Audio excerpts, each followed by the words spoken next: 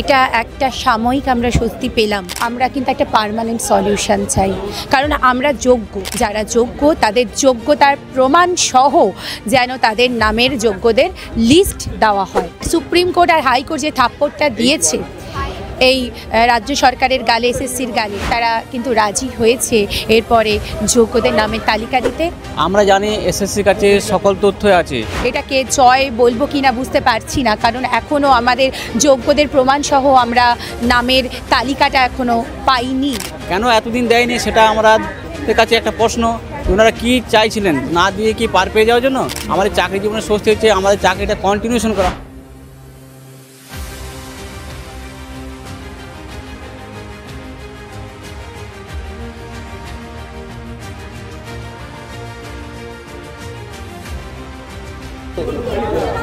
Supreme কোর্টের নির্দেশে 26,000 চাকরির যে বাতিলের নির্দেশ দিয়েছিল হাইকোর্ট, সেই বাতিল ইতিমধ্যে স্থগিতাদেশ দেওয়া হয়েছে। তবে এই 16 জুলাইয়ের দিকে নজর থাকবে, কারণ 16 জুলাই আবারও এই মামলার রায় রয়েছে এবং সেই মামলার শুনানি রয়েছে। এবং এই বিষয়ে কি মতামত দিচ্ছে যারা চাকরি হারা হয়েছিলেন, যদিও তাদের চাকরি ইতিমধ্যে থাকছে বলে জানিয়েছেন সুপ্রিম কোর্ট, শুনে নেব তাদের মুখ থেকে। দিদি, কীভাবে দেখছেন বিষয়টি? দেখুন, 16 জুলাই অবধি স্থগিতাদেশ আছে। এটা একটা সাময়িক আমরা স্বস্তি পেলাম, একদমই পেলাম, কারণ প্রতিটা মুহূর্তে যে অনিশ্চয়তার মধ্যে দিয়ে যাচ্ছি সেই 22শে এপ্রিল থেকে নিয়ে, তাতে করে একটু শান্তি পেলেও আমরা কিন্তু একটা পার্মানেন্ট সলিউশন চাই, কারণ আমরা যোগ্য চাকরিহারা, তাই আমাদের পার্মানেন্ট সলিউশন দরকার। আমরা এর আগেও আমরা এই অনশনেই বসেছি এই উদ্দেশ্য নিয়ে যে রাজ্য সরকার, এসএসসি এবং পর্ষদের যে কারণে, তাদের দুর্নীতির কারণে আমরা আমাদের প্যানেল পুরো ক্যান্সেল করা হয়েছে, আমরা চাকরি হারিয়েছি, সেটা যেন না হয়।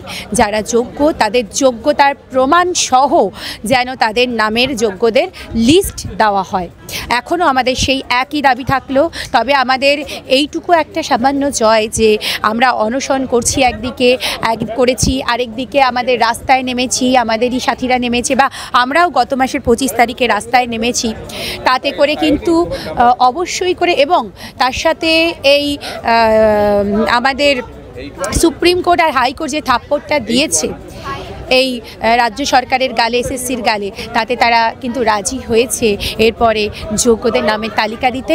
আমাদের দাবি থাকবে যেন নামের তালিকা প্রমাণ সহ দেওয়া হয়, যাতে আর সেই তালিকায় কোনো দিনও কারোর কোনো রকম প্রশ্নচিহ্ন না থাকে। দিদি, 6 দিন অনশন করেছেন, তারপরেই আজ অনশন ভঙ্গ করলেন সুপ্রিম কোর্টের নির্দেশের পরে।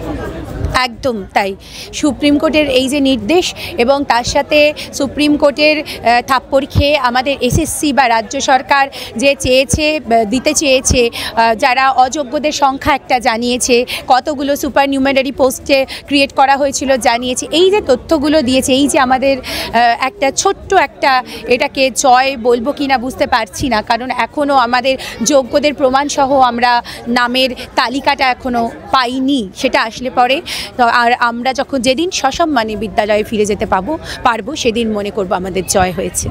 আচ্ছা দাদা, তোমার কাছে যাবো।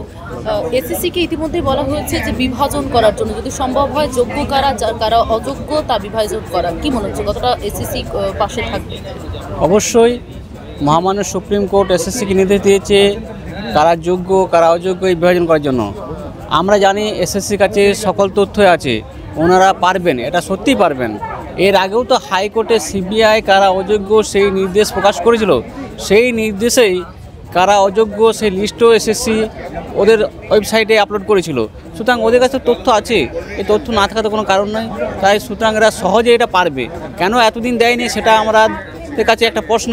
ওনারা কি চাইছিলেন? না দিয়ে কি পার পেয়ে যাওয়ার জন্য? কিন্তু আজ সুপ্রিম কোর্টে বলেছেন যে হ্যাঁ আমরা দিয়ে দেবো। তাই আমরা আশা রাখি রাজ্য সরকারকে এবং এসএসসির কাছেও ওনারা যাতে তথ্য প্রমাণ সহ কারা যোগ্য। জুলাই পর্যন্ত তো চাকরি রয়েছে, চাকরির বহাল রয়েছে আপনাদের, এবং 16 জুলাইয়ের পর রয়েছে আপনাদের শুনানি রয়েছে। কি কেমন লাগছে বিষয়টি শুনে? দেখুন, আমাদের 16 জুলাই পর্যন্ত মহামান্য সুপ্রিম কোর্ট যে হাইকোর্ট চাকরি বাতিলে দিয়েছিল নির্দেশ, তার উপর স্থগিত দিয়েছে, কিন্তু আমরা 16 জুলাই পর্যন্ত আপাতত স্বস্তি পেয়েছি। কিন্তু সেই স্বস্তি চাকরি জীবনের স্বস্তি নয়। আমাদের চাকরি জীবনের স্বস্তি হচ্ছে আমাদের চাকরিটা কন্টিনিউশন করা, অর্থাৎ 60 বছর বয়স পর্যন্ত আমাদের চাকরি করার সময় সেই পর্যন্ত কন্টিনিউশন, অর্থাৎ আমাদের যোগ্যতার ভিত্তিতে যারা যা পেয়েছিলাম সেই তো প্রমাণ তথ্য সহ আমাদের যোগ্য শিক্ষক শিক্ষিকা গ্রুপ সি গ্রুপ ডি সকলকে আবার সেই কাজে পুনর্বহাল করার জন্য আমরা মহামান্য সুপ্রিম কোর্টের কাছে আশা রাখব।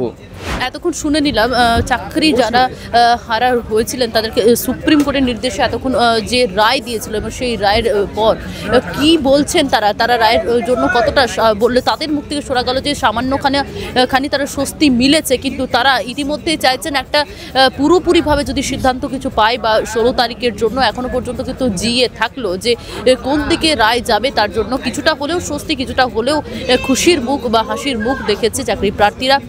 আপনাদেরকে সরাসরি শোনালাম চাকরি হারারা কি বললেন। তাদের চাকরি কিন্তু এখনো বহাল রয়েছে, সুপ্রিম কোর্ট যে নির্দেশ দিয়েছে তাদের চাকরি ইতিমধ্যে বহাল রয়েছে। এতক্ষণ আপনাদের সঙ্গে আমি ছিলাম শোভন, আমার সঙ্গে ক্যামেরায় ছিল সুস্মিতা, বাংলা হাত।